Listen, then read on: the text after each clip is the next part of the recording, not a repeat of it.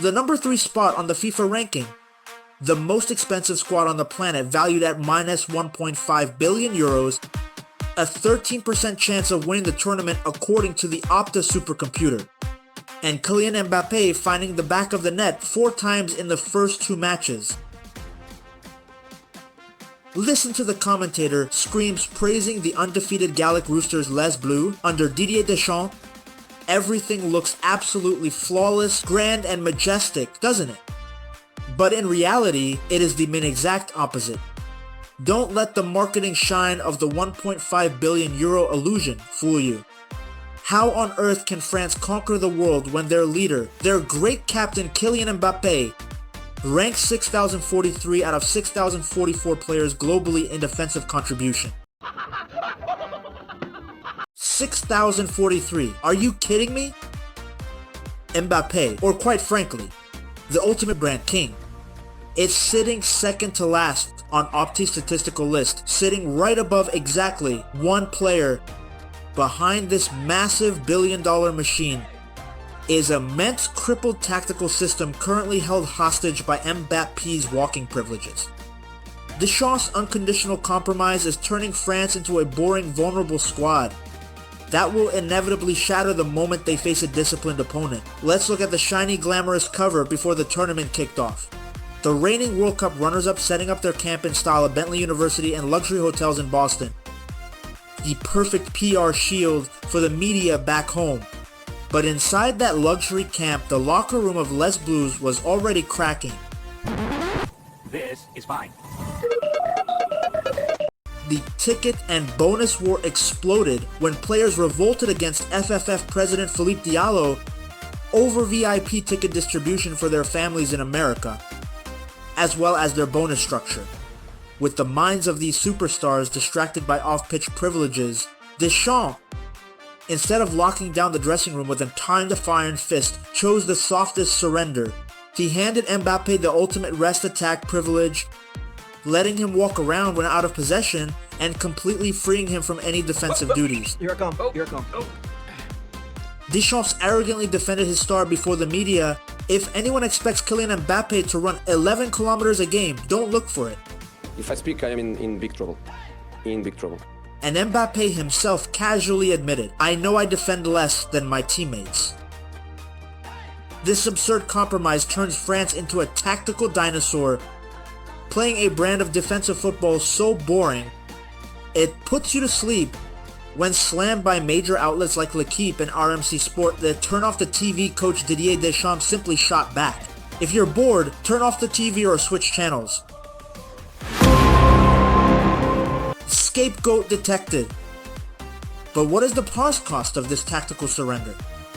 To protect the brand value of Mbappé, the media machine needs its commercial scapegoats and the sacrificial lambs thrown to the wolves or zonovomitardis atavivwaniti soak ebruwolch wut kisko anasomtobresum sot Aurelien Chouameni, or they get absolutely slaughtered in the press for lacking creativity and being boring, when in reality, they are running 11 to 12 kilometers a game just to clean up the mess left behind by Mbappe's walking privileges. Trying to do it right. I've been living a lonely life. I've been sleeping here instead.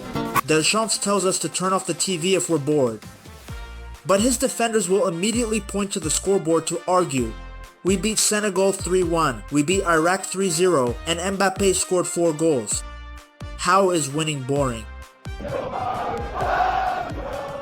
But in reality, both Senegal and Iraq defended with absolute Sunday League naivety, leaving massive highways for Mbappé and Bradley Barcola to exploit on pure individual pace.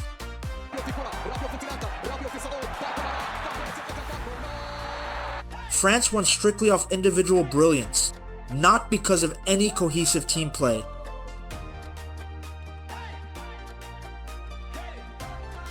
And this expensive machine is completely hollow inside because they lost their only creative connector, Antoine Griezmann, who retired from international football back in 2024. In the past, Griezmann was the engine room, running 12 kilometers a game, bridging defense and attack while carrying the creative burden.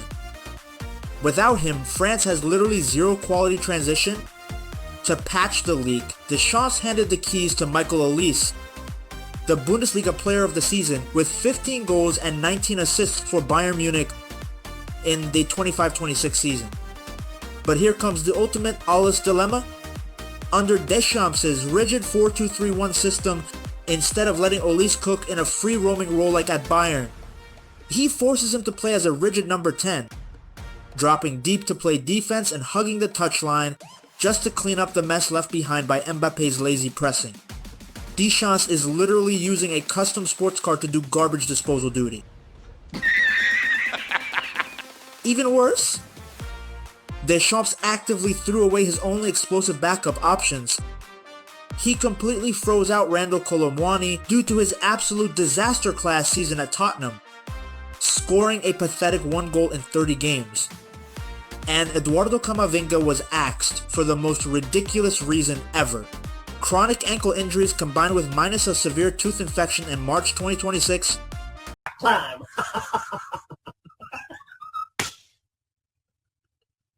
France enters this tournament with a starting 11 shackled by rigid tactics and a bench with 0 game-changing alternatives. Now let's go back to that shocking number at the beginning of the video.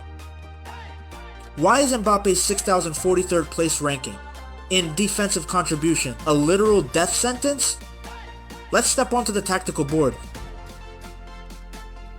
Look at France's left flank. The moment France loses possession, what does Mbappe do? This is fine.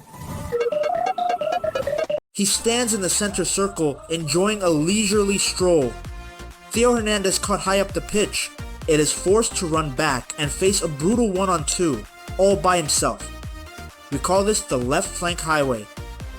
And remember, Theo Hernandez is playing in a retirement league in the Saudi Pro League for Al Hilal, where the intensity and speed are nowhere near elite European standards.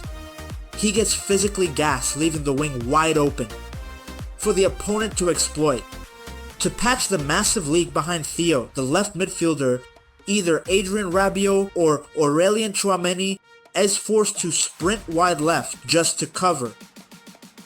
And here comes the systemic collapse. When the central midfielder is dragged out wide, they leave the middle of the park completely empty. A space so massive we call it the Boeing parking lot.